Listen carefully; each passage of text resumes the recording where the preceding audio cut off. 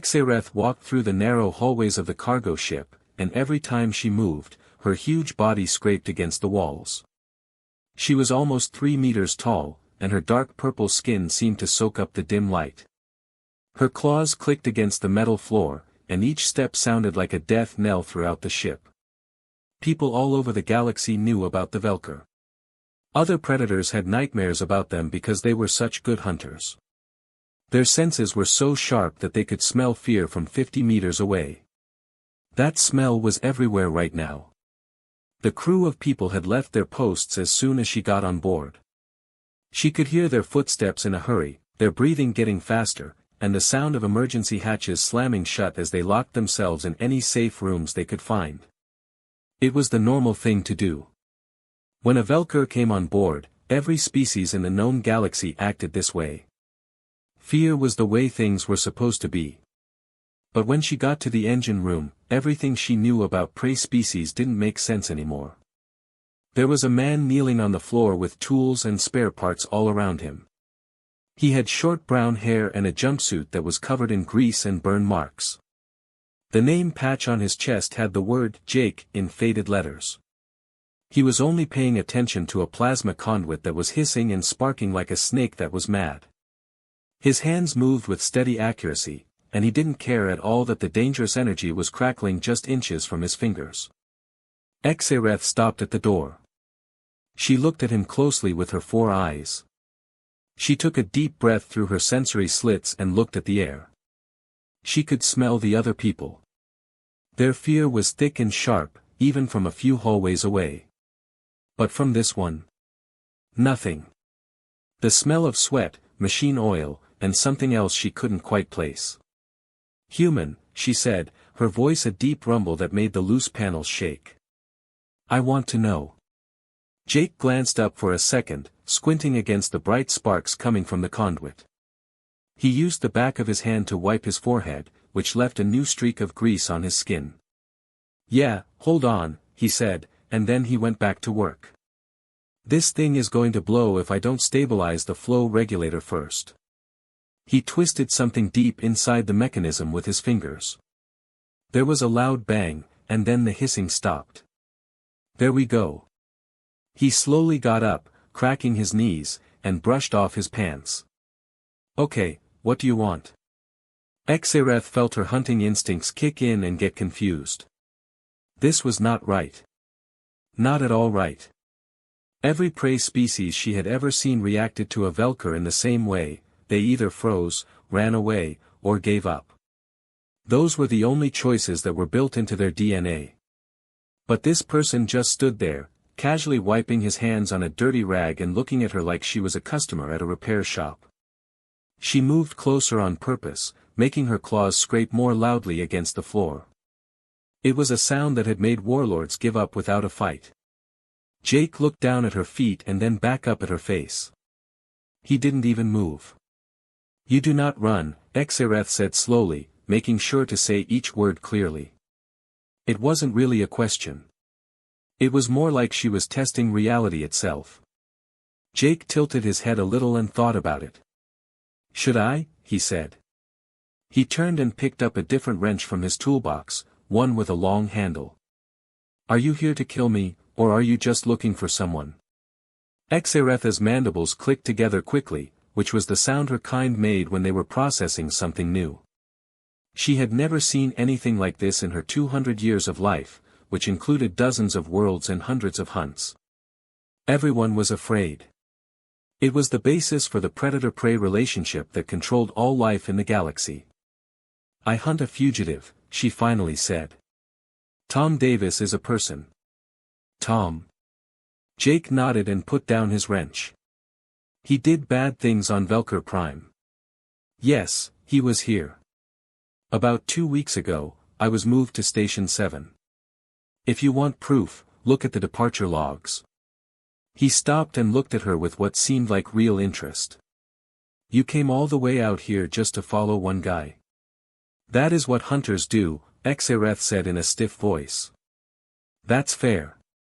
Jake knelt down next to the conduit again and began to put away his tools. Well, you missed him. Can I help you with anything else, or can I finish fixing this reactor before we all get sick? Xareth stood there without moving at all. Her mind was racing with thoughts. This person should be very scared. Every biological sign said he should be full of adrenaline, his heart racing, and his muscles getting ready to run away. But his heart rate was steady. He was breathing normally. He wasn't acting calm to hide his fear. He really didn't care that she was there. Why don't you fear me? She couldn't stop the question from coming out. Jake looked up again, and for the first time, he looked like he was having fun. Should I? He asked again. Hey, no offense, but you haven't threatened me. You asked me something, and I answered. Are you just doing your job? This time he stood up with his toolbox in hand. Also, being afraid doesn't really help in situations like this. You're either here to kill me or you're not. Being scared won't change that either way. That simple logic hit Xareth like a punch in the gut. She had never heard prey species talk about fear like it was something they could choose not to feel. As if they could choose to do it instead of having to do it. She saw Jake walk by her, close enough that she could have killed him with one swipe of her claws. He didn't even speed up. The other humans ran away, she said. Yeah, well, Jake said over his shoulder, they're not trying to keep a 30-year-old reactor from melting down. Different things are important. Xareth was the only person in the engine room, which was filled with the sound of machines and the smell of ozone fading away. She had never felt anything like this before in her life as a hunter. She was confused. Xareth couldn't get over it. For 3 whole days, she followed Jake around the ship like a shadow that wouldn't go away. She told herself it was being thorough in her work. She had to check his story, watch the crew, and make sure that her target wasn't hiding somewhere on the ship. But in a part of her mind that she didn't often think about, she knew the truth. She was very interested. Jake worked 12-hour shifts in the engine room, fixing systems that should have been replaced 10 years ago. Xareth watched from doorways and catwalks as he crawled into access panels, his body disappearing into spaces that were only big enough for a person to fit through. He swore at broken machines, sang songs she didn't know how to sing, and sometimes talked to the machines like they were old friends who had let him down. Come on, you piece of junk, he said to a coolant pump that was making a grinding noise. I fixed you last month. Please don't do this to me. Jake sat in the small crew cafeteria during meals, eating reheated rations and looking at repair manuals on his tablet. Xareth stood in the corner, and her huge body made the room feel too small. Other crew members who sometimes went to the cafeteria would see her and leave right away. Jake never seemed to notice, or if he did, he didn't care. She watched him sleep in his room through the small window in the door at night. He didn't move around a lot. He didn't wake up looking for danger. He slept like someone who didn't care about anything in the world, with one arm hanging off the side of his narrow bunk. Xareth waited for the mask to slip every time she saw him. She waited for the fear to show up. When a predator was close, all prey showed their true colors. It was instinct, something that had been passed down through their genes for millions of years. But Jake stayed stubbornly calm, no matter what. On the second day, she saw him in the galley during his break in the afternoon. He was getting coffee from a machine that looked like it had been through a war. The liquid was thick and black, like industrial lubricant, not a drink. You want coffee? Jake asked without looking up from his tablet. He was reading something about how plasma flows. Xareth's jaws moved. I don't eat, right. Protein mix. Forgot. Jake took a drink from his mug and made a face. God, this is awful. I believe the machine is about to die. He sat down at a metal table and put his tablet next to his cup. Hey, the guy you're looking for. Tom Davis? He got off at Station 7. A couple of weeks ago. If you haven't already, check the logs. I have checked, Xareth said as he got closer. Her shadow looked like a dark cloud over his table. The logs back up what you said. Why are you still here, then? Jake finally looked up at her and asked. His voice didn't sound like a challenge, it sounded like he was just curious. Xereth didn't want to share what she knew. Instead, she changed the subject. Your kind is prey, she said, keeping a close eye on how he reacted. It was a test, a way to see if she could get him to feel scared. Jake snorted and almost choked on his coffee. Say that to the buffalo. Xeretha's head tilted, and her 4 eyes blinked one after the other. I don't get it. Jake put his mug down and leaned back in his chair. Buffalo. Animals with big, hairy horns. Used to live in groups of millions on Earth. We hunted them so much that they were almost gone. We used sharpened sticks and rocks to do it. He picked up his tablet, tapped through a few screens, and then turned it to show her a picture of a huge, hairy animal with curved horns. These things weighed about a ton each and could kill you in seconds. We chased them to the edge of a cliff. We followed them for days until they couldn't run anymore. We didn't give up. But your kind doesn't have any natural weapons, Xereth said. No claws, no better senses, and not much physical strength for your size. Exactly, Jake said, getting into the subject. That's the idea. We don't hunt by surprise like you do. We are predators who don't give up. We don't run away from things. We chase them until they fall down from being too tired. He drank more of his bad coffee. There's a thing called hunting that lasts. Some cultures still do it. You choose an animal, any animal, and then you follow it. Not fast, just steady. The animal runs away, but you keep coming. It sleeps, and you keep coming. It tries to hide, but you find it. After hours or even days, the animal's body finally gives up. It gets too hot, its muscles stop working, and then you walk up and finish it.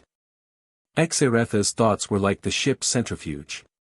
This didn't make sense with what she knew about how the galaxy worked. Prey species lived by being quick, hiding, having a lot of them, or having adaptations that kept them safe. They didn't go hunting. They didn't chase after them. You are saying humans are predators, she said slowly. We're saying we're both, Jake said. We were hunted by things bigger and meaner than us for millions of years. You name it, big cats, bears, wolves, and more. But we learned how to hunt them again. We learned how to work together, set traps, throw spears, and use fire. We turned fear into information and information into a plan. He pointed at the ship that was around them. This is just the same thing, but on a bigger scale. We fix problems when they come up. When a threat comes up, we take care of it. Running away is just one option in the toolbox, and it's usually not the best one. The other humans fear me, Xereth said. Of course, because you look scary and they don't have a reason not to be, Jake said in a matter-of-fact way. But you're not hurting anyone. You're just following people around and asking questions. That's not a threat. That's just a little bit annoying. He smiled a little. Sorry. Xereth didn't say anything for a long time. No one had ever called her presence annoying in her entire life, which included dozens of worlds and hundreds of encounters with many different species. People had called her scary, deadly, and the nightmare that haunted the void. But annoying? Your species is strange, she finally said. Yeah, Jake said easily, going back to his tablet. We hear that a lot. Xereth realized something that upset her more than she wanted to admit as she left the galley. She wasn't watching Jake anymore to figure out why he wasn't scared. She was watching him because she was starting to realize that people followed rules that were very different from those of other species in the galaxy. If that were the case, then everything the Velker thought they knew about how things worked in nature might be very wrong. The effect came out of nowhere. Jake was elbow-deep in a broken air recycler one moment, and the next, the whole ship shook like it had been hit by a giant fist. The metal groaned. The lights flickered once, then twice, and then they stayed on in emergency mode, which was a dim red glow. The alarm started screaming half a second later. Jake pulled his arm out of the recycler so quickly that the sharp edge scraped his elbow. He didn't seem to care about the blood. Xareth saw that something deep inside him had changed. It was like seeing a machine turn on. His relaxed, casual posture was gone. He squared his shoulders. His eyes, which had been half focused on his work, suddenly became sharp and alert. "Hull breach alert," said the ship's computer in a flat, synthesized voice. "Magnetic attachment not allowed detected." Sections 12 to 15 were broken. "Pirates," Jake said. There was no question. He was already walking toward the tool locker, reaching for the plasma torch he used to cut through broken panels. The torch came to life with a hum, and its blue flame made strange shadows on his face. Xareth's scanner was making an urgent noise. She looked at the readout, and her eyes took in the information right away: 12 enemies. Armed with regular raider gear. Now they are cutting through the airlock. She looked at Jake, hoping to finally see what she had been waiting for 3 days. Fear. Fear. What prey did when predators came after them. Instead, Jake's jaw got tighter. His eyes turned cold and calculating. "How many?" he asked, and his voice was completely calm. 12, Xareth said again, a little confused by the way he said it. "You should go into hiding. Find a locked room and stay there. I'll take care of this." "No," Jake said, and he was already walking past her toward a wall panel. He pulled it open with one hand, revealing a mess of wires and junction boxes behind it. "I should set these power junctions up to overload. Once they get through the airlock," he said, pointing down the hall to section 14, "I'll vent the whole corridor into space. Can you get behind where they come in? While they're dealing with the decompression, hit them from behind." Xareth looked at him. "You plan. You don't run away." Jake looked at her like she had said something completely crazy. "Of course not. They're in the way of me and my ship." He took a handful of wires out of the junction box, and his fingers moved at a scary speed.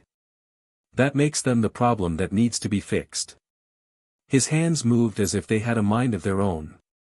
He used his teeth to remove the insulation from wires, twisted connections together, and sent power through circuits that weren't meant to handle that much load. Xareth could see the junction box start to spark and get hot.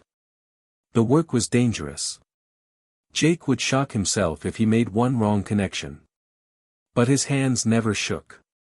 He kept his breathing steady. "When there are threats, adrenaline floods the human nervous system," Xareth said almost to herself. "Your heart rate should go up. You should be having trouble seeing clearly and moving your fingers." Jake said, "Oh, I'm so scared," without looking up from his work. "I'm just not letting it drive." Fear can be helpful if you know how to use it. He shut the panel and walked down the hall to the next junction box. You feel it, you admit it, and then you use it. Helps you go faster. More creative. Sharper. The hull echoed with the sound of cutting torches. The pirates were almost done. Jake finished the second junction box and ran back to the engine room. Xareth followed and saw him take what looked like a heavy pipe wrench out of his tool belt. He stood behind a support beam that let him see the hallway clearly but mostly kept him hidden. "When the decompression hits, they'll be disoriented for about 5 seconds, Jake said in a low, focused voice. "Their mag boots will keep them in place, but their bodies will be pulled toward the breach. That's when you hit. First, go for the ones in the back. I'll take care of anyone who makes it through the first part of the mess." "You made a tactical plan in less than 2 minutes, Xareth said. Jake said, "Since the day I signed on to this ship, I've been thinking about how to keep boarders away." He looked at her, and for a split second, something that might have been funny showed in his eyes. "You think I don't know how easy it is for cargo haulers to get hurt out here? This has happened in my head 100 times. A shower of sparks came from the airlock as it blew up inside. 12 people in mismatched armor rushed through the gap, weapons raised, looking for targets. They moved in a loose group, showing that they were experienced raiders who had done this before. Jake's finger was hovering over a switch he had made himself. He was patient. 3 seconds. 4 seconds. The pirates moved down the hall and into the kill zone he had set up. Now, Jake whispered, and pressed the button. The power junctions that were too full blew up at the same time.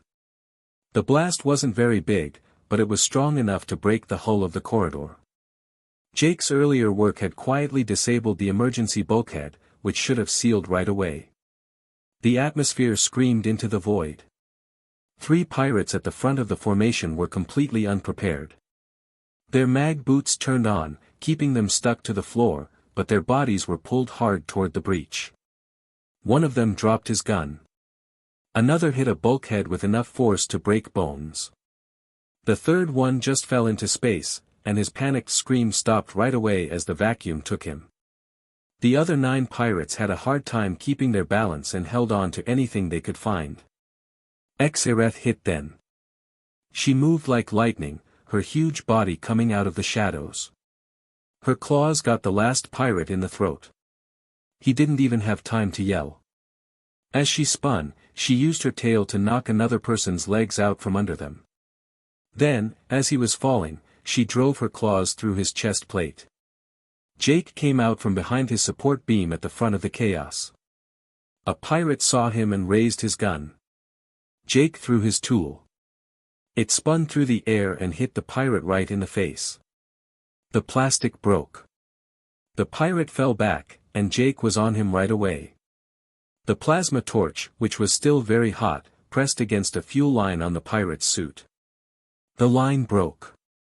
The flame from the torch set off the pressurized fuel that sprayed out. The pirate screamed and fell as he tried to put out the fire that was burning his suit. Jake kept going. He took a loose pipe from the broken wall and swung it like a club at the next pirate. The pipe hit the side of a helmet. The pirate fell. Jake kicked the weapon that had fallen to the ground and went to the next target. Xaereth had never seen a person fight like this before. It wasn't pretty. It wasn't the moves that a trained warrior would do. It was brutal, useful, and terrifyingly effective. Jake used everything he could find as a weapon. A piece of broken grating turned into a shield. A power cord that was hanging down turned into a whip. He aimed for weak spots in the armor, took advantage of the confusion caused by the decompression, and didn't hesitate at all. One pirate was able to fire a shot. The energy bolt hit Jake's shoulder and burned through his jumpsuit, leaving a mark on his skin that was blackened. Jake grunted, tripped, and then quickly turned around and threw a handful of metal scraps at the pirate's face. Jake closed the gap while the pirate was flinching and hit the knee joint of the armor hard with the pipe. Something made a crunch. The pirate fell. 4 minutes. That's all it needed. 4 minutes and 12 pirates were either dead, passed out, or floating in space. Jake was in the middle of the mess, breathing hard now. Xaereth could finally smell it when his hand started to shake. Fear. It came off him in waves, the chemical signature she had been waiting for. But it had come after the fight, not during it. You were scared, Xaereth said quietly as he stepped over the bodies. Yeah, Jake said. His voice shook a little. Scared. Still am. He looked down at his hands and saw them shaking. Crash of adrenaline. Give me a second. But during the fight, Jake cut in, being scared didn't help. He sat down hard on a cargo crate, and his burned shoulder hurt. So I used the fear to fuel me instead of letting it stop me. That's how people are. We have been afraid for the whole time we've been evolving. We just learned how to get by anyway. Xaereth took in the damage around them. At how Jake had turned a normal cargo corridor into a deadly trap. At how he'd fought with tools, the environment, and his own brutal creativity. She learned something that scared her to death. People weren't afraid. They were something much more dangerous. Their fear had turned into a weapon. 3 times in a row, Xaretha's scanner beeped. She looked at the readout, and her mandibles clicked in recognition. The bridge. 6 signs of life. Vex Koran is one of them.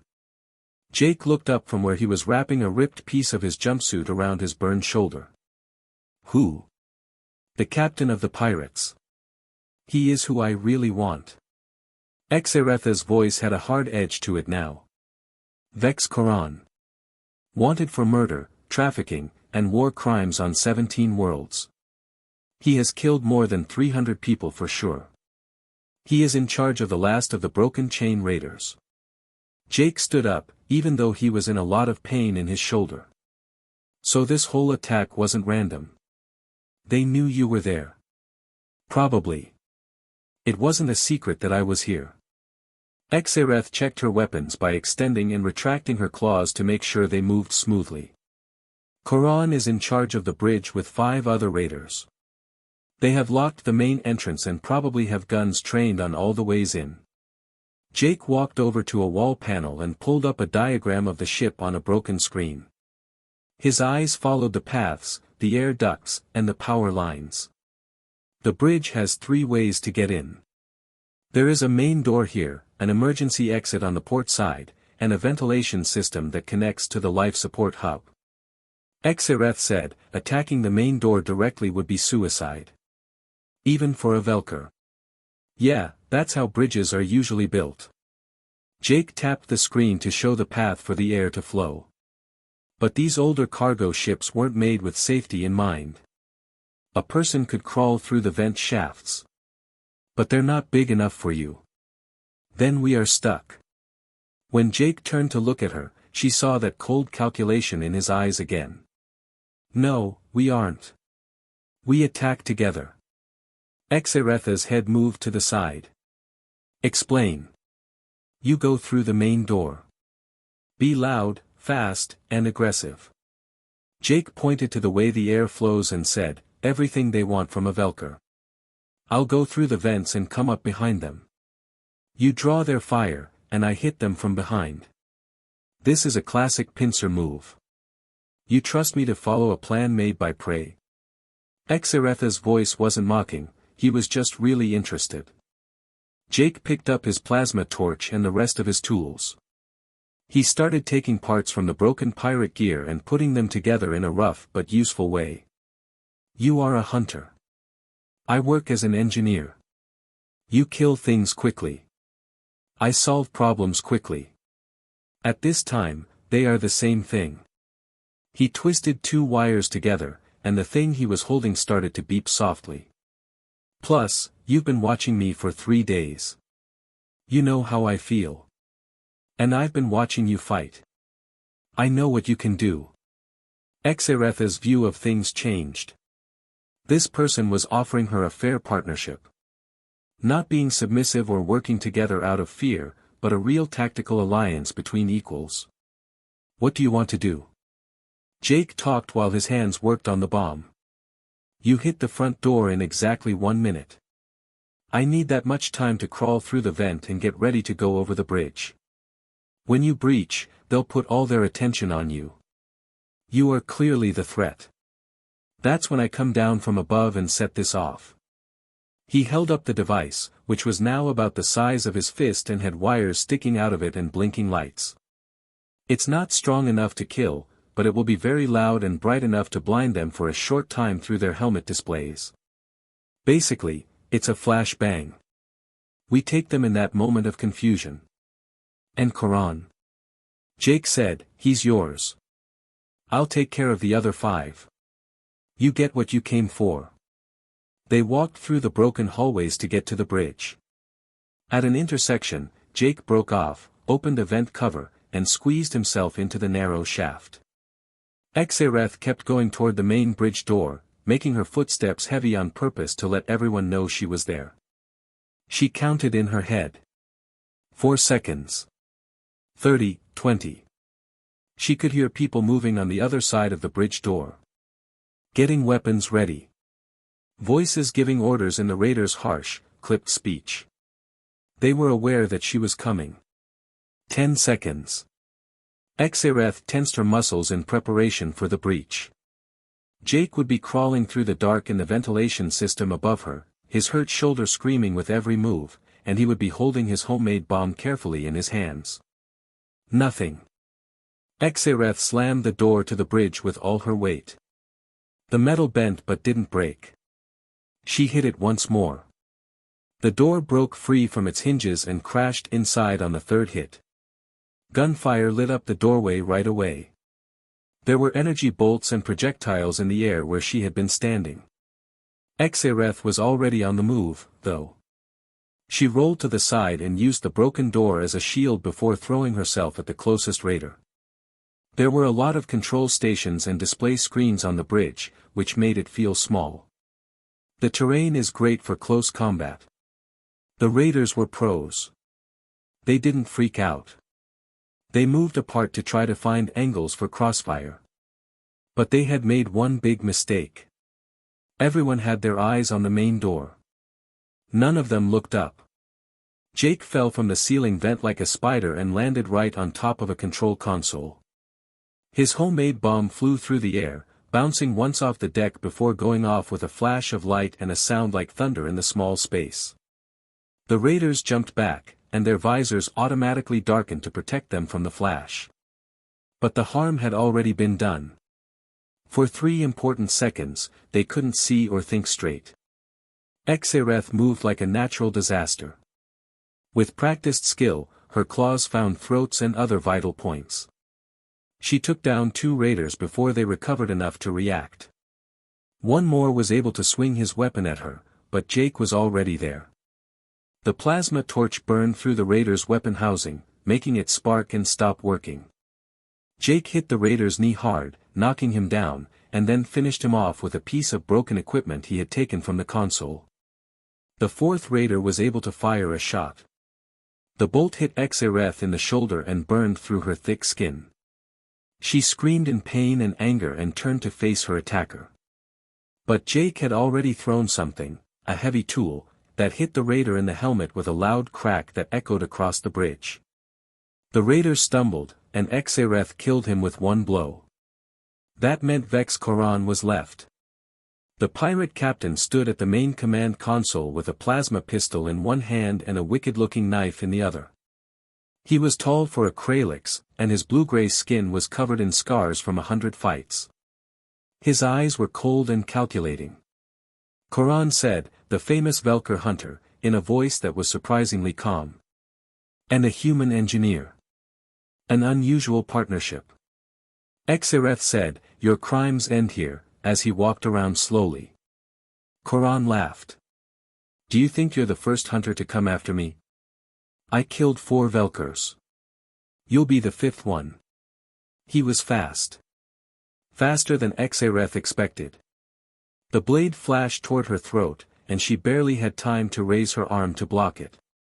The blade cut deeply into her forearm. The plasma pistol went off, and the bolt burned her side. Koran fought like someone who had been through impossible odds dozens of times before. But then Jake did something that surprised everyone. He didn't go after Koran directly. Instead, he dove for the controls on the bridge and hit the emergency gravity override with his fist. The fake gravity on the bridge stopped working right away. There was no weight to anything. Koran, who was trained in ship-to-ship combat, adjusted quickly. Xaereth only needed that half-second to get used to it. She jumped into the zero-gravity space with her claws out. Koran tried to use his weapons, but he was floating and couldn't brace himself. Xaereth's claws ripped through his armor and flesh, leaving deep cuts across his chest. The pirate captain's eyes got big. His weapons slipped out of his hands. In zero gravity, blood made strange spheres that floated. Tell me, Koran said, blood on his lips. How did a Velker and a human, we learned, Xaereth said simply, and that was the end of it. Jake brought back gravity. Bodies and debris fell back to the deck. Jake sat down heavily against a control console after the sudden silence. His whole body was shaking now. He was shaking so much that he could barely hold on to the plasma torch he was still holding. You are afraid, Xaereth said as he moved closer to him. Her own cuts hurt, but they weren't going to kill her. Yeah, Jake said, his voice rough.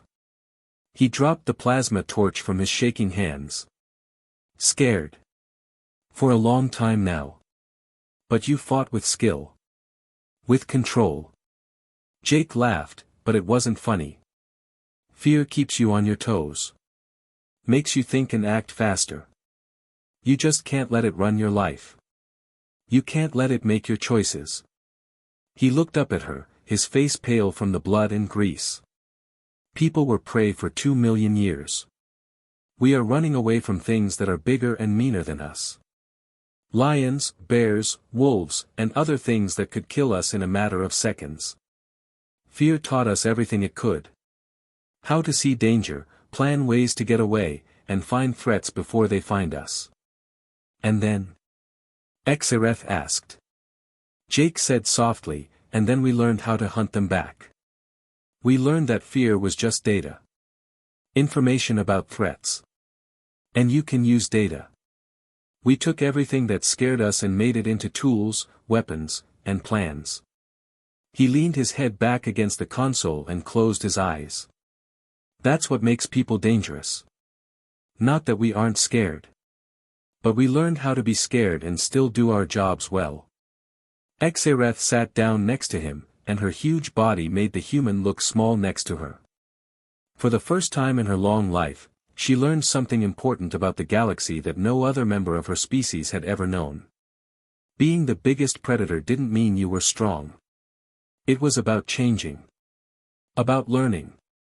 About taking your weaknesses and somehow, impossibly, turning them into weapons.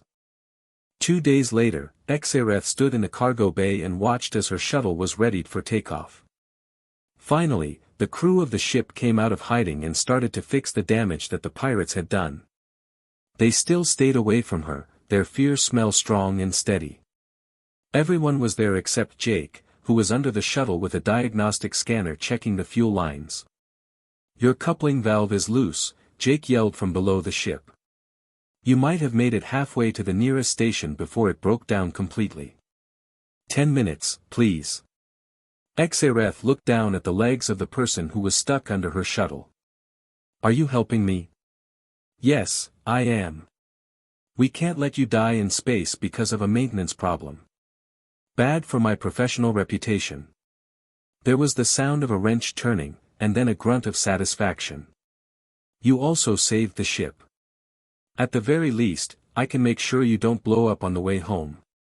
Xaereth's view of the world, which had been strong and unchanging for 200 years, was now broken and scattered around her feet.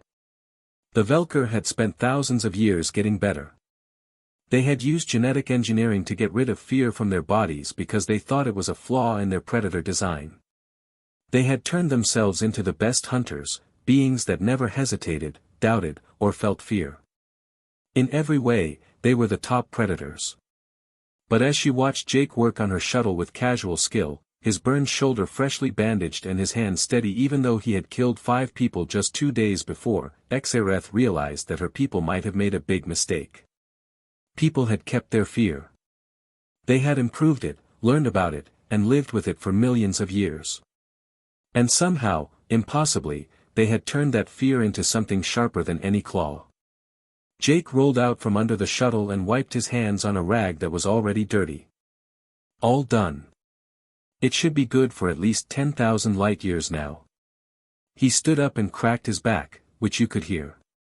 Where are you going, anyway? To Velker Prime.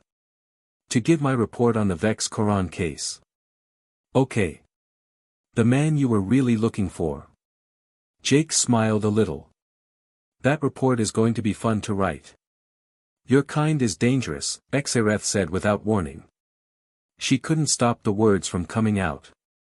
Jake stopped putting his tools away for a moment. He looked at her with those calculating eyes, and for a moment, Xaereth saw the same person who had fought pirates with brutal efficiency. How is it dangerous? Dangerous in ways that the galaxy doesn't get. In ways that my people don't get. Xaereth's claws moved without him knowing. We see people as prey. Not strong. Weak. Your bodies are weak. You don't have any natural weapons. You should be one of the least dangerous species in known space by every standard we use to judge threats. But? Jake asked. But you don't act like prey. You act like predators who remember being prey. When Xaretha's mandibles clicked quickly, it meant that she was upset. You are stubborn in ways that don't make sense. You don't give up. You don't run away unless it helps your strategy. And your ability to be creatively violent is unlike anything I've ever seen. Jake leaned against the shuttle and thought about what she had said. We're persistent. That's what we're all about. It's how we really changed over time. We didn't get away from our predators. We lived longer than they did. We didn't overpower our target. We kept following them until they couldn't go any further. He looked at his hands, which were still dirty and scarred from the fight.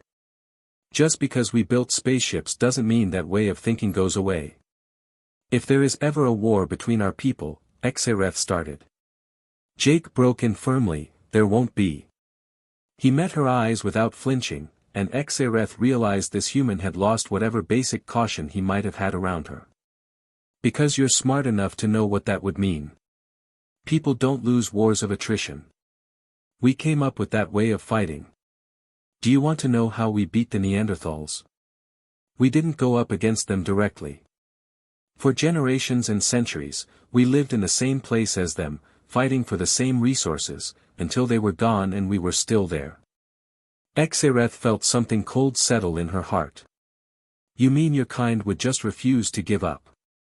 Don't die, Jake said. We're really, really good at not giving up. It's in our blood. It's part of who we are. It's not too hard to kill one person. We are soft and die quickly. But what about all of humanity? We're like a disease. We change. We grow. We keep going. He grabbed his toolbox. The galaxy thinks we're weak because we don't have claws, thick skin, or super strength. But that's never been a good thing for us. What do you have that makes you better? We never stop working to fix the problem. Jake smiled, but there was a hint of sadness in it. Every problem is just a puzzle. Every thread is just a test. We died to lions for 1,000,000 years, so we made spears. We died from illness, so we made medicine. We died from the cold, so we made fire. We almost wiped ourselves out with nuclear weapons, so we learned how to talk to each other. We have always figured out how to kill the thing that is killing us. Xaretha's mandibles clicked, which could have been a laugh or something darker. The galaxy thinks that humans are weak prey. Jake's smile got bigger. Okay. Let them keep believing that. He picked up his toolbox and walked toward the exit to the bay. Underestimating is a tactical advantage. Why would we fix them? He stopped at the door and turned to look at her. Have a safe trip, Xareth. Please don't hunt anyone else on my ship. It hurts the crew's spirits. He left, leaving Xareth alone with her thoughts. That night, while her shuttle flew through the empty space between stars, Xareth sat at her console trying to write her official report. She had murdered Vex Koran. That was easy. But what about the rest? What did she say to explain what she had learned? She typed, erased, and typed again. The words didn't come out right. How did she tell the Velker High Command, her bosses, that they had completely misunderstood an entire species? That people weren't the easy targets they seemed to be? Her fingers hovered above the keys. She thought about Jake, who was calmly working on a plasma conduit while a Velker hunter stood behind him. She thought about how he had made a simple cargo corridor into a death trap in less than 2 minutes. She thought about how coldly he planned their attack on the bridge. She thought about how scared he was after the fight and how well he fought even though he was scared. Finally, she started to write the truth. Humans are not a prey species that got away from predators by chance or luck. They are predators who used to be prey. For millions of years, creatures that were stronger, faster, and better armed than them hunted them. They should have died out 1,000 times by now. They learned instead. They changed.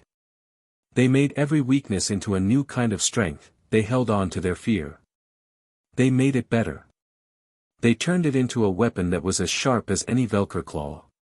And that makes them more dangerous than any other species that just got stronger over time.